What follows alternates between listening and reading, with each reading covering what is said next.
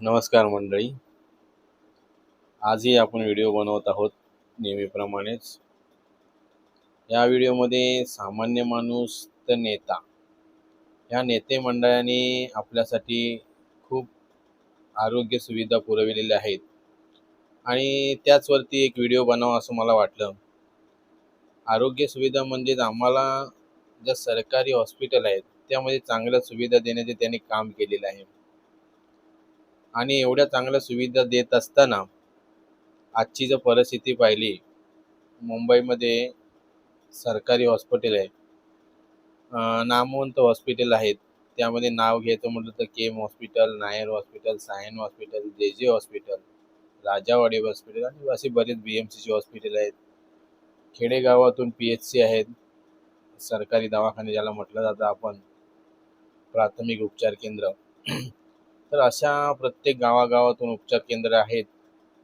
आणि मग जेव्हा सामान्य माणूस आजारी पडतो सरकारी दवाखान्यात उपचारासाठी जात असतो, पण जेव्हा नेता आजारी पडतो तेव्हा तो मोठमोठ्या प्रायव्हेट हॉस्पिटलमधून उपचार घेत असतो.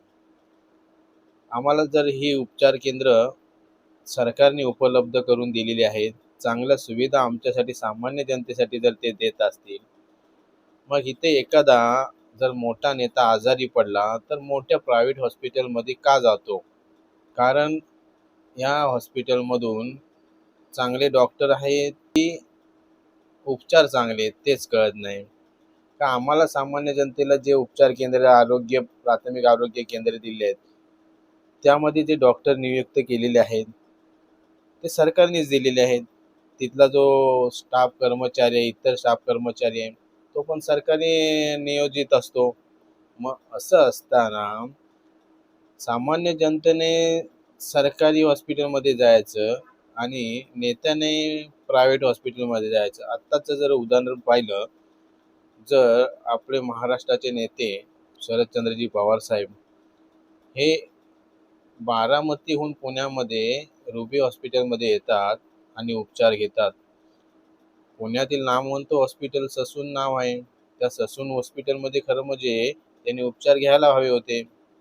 कारण जर पुण्याची सत्ता पाहिली तर कित्येक वर्ष आज पवार साहेबांच्याकडे आहेच आणि ते मुख्यमंत्री राहिलेले आहेत 2 ते 3 वेळ. मग असं असताना उपचारासाठी प्रायव्हेट हॉस्पिटल का निवडतात? किंवा मुंबईतील एखादा जर नेता आजारी पडला तर ह्या सरकारी हॉस्पिटलमध्ये उपचार न घेता तो ब्रीच कँडी, हिंदुजा म्हणजे मोठमोठे हॉस्पिटल जे आहेत मुंबईतील त्यामध्ये उपचार घेतात.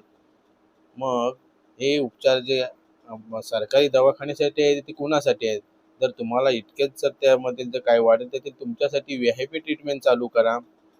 का तेथील जे तुम्ही नियुक्त केलेले डॉक्टर तुमच्या भरवशाचे नाहीत, म्हणजे ते शिकलेले आहेत, ते लायक आहेत, मग सरकारी जे डॉक्टर उपलब्ध करून देईल ते नालायक आहेत का?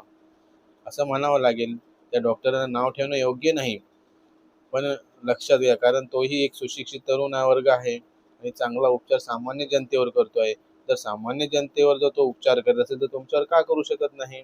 कारण तोही MBBS झालाय, कारण तोही देवदूत आहे आमच्यासाठी, मग तो तुमच्यासाठी देवदूत ठरावा. तर नेते मंडळांनी जर एखादा नेता मंडळ किंवा एखादा नेता एखाद्या हॉस्पिटलला जर फक्त भेट द्यायचं म्हटलं तर तिथली साफसफाई चकाचक होत असते. मग जर तुम्ही एखाद्या उपचारासाठी जर गेलात तर तिथली जी कर्मचारी सुविधा, तितकीच स्टाफ आहे तो तितकाच चलाक राहिला आणि स्वच्छता देईल. त्यामुळे मी सर्व नेत्यांना विनंती करतो, तुमच्यासाठी पाहिजे तर एखादी VIP ट्रीटमेंट चालू करा आणि तुम्ही इतर प्रायव्हेट हॉस्पिटलमध्ये जे उपचार घेता ते सरकारी हॉस्पिटलमध्ये एक चांगली VIP तुम्हाला खोल्या उपलब्ध करून, तिथला स्टाफ वर्ग एक चांगला हे करून, आम्ही म्हणत नाही की आमच्यासाठी चांगला द्या, आमच्यासाठी जी सुविधा मिळते ती आम्हाला खूप चांगली मिळते, आम्ही त्याबद्दल नाराज नाही. पण तुम्ही जेव्हा एखाद्या मोठ्या हॉस्पिटलमध्ये, प्रायव्हेट हॉस्पिटल उपचारासाठी, तेव्हा आमच्या मनाला दुःख होतं. म्हणून असं न करता तुम्हीही तुमच्यासाठी एखाद्या चांगल्या VIP ट्रीटमेंट्समुळे रूम उपलब्ध करून ठेवा, जिथे तुम्हाला VIP ट्रीटमेंट मिळेल, तिथे चांगला बंदोबस्त ठेवता येईल. सरकारी हॉस्पिटल जे आहे तिथे तुम्ही एखादं उपचार केंद्र तुमच्यासाठी तुमच्या अख्यात मधलं चांगलं VIP ट्रीटमेंट जशी तुम्हाला मिळेल, तुमच्या मर्जीतली जशी मिळेल तशी तुम्ही उपलब्ध करून घ्या, अशी मी आपल्या ह्या सर्व नेत्यांना विनंती करतो. आम्हालाही बरं वाटेल, कारण आम्ही जिथं उपचार घेतो तिथं एखादा नेताही उपचार घेतो. आज सरकारी आस्थापना पाहिला, सरकारी शाळा म्हटलं, सरकारी दवाखाने म्हटले, एस-टी महामंडळ, इथं एखादाही नेता फिरकत नाही, त्यांची मुलं एखाद्या सरकारी शाळेत जात नाही, एस-टी मंडळमधून नेता प्रवास करत नाही. सरकारी ट्रीटमेंट जर तुम्ही सामान्य द्या, मग तुम्ही सामान्यच आहात ना. सामान्य जनतेची तुम्ही तितकीच काळजी घ्या, हे आपणाला मी माझ्या व्हिडिओच्या माध्यमातून विनंती करतो. आणि आपण मायबापो, माझे सर्व फॉलोअर्स, मी यांनाही विनंती करतो की हा जर व्हिडिओ तुम्हाला चांगला वाटला तर लाईक करा, शेअर करा आणि कमेंट करा. धन्यवाद.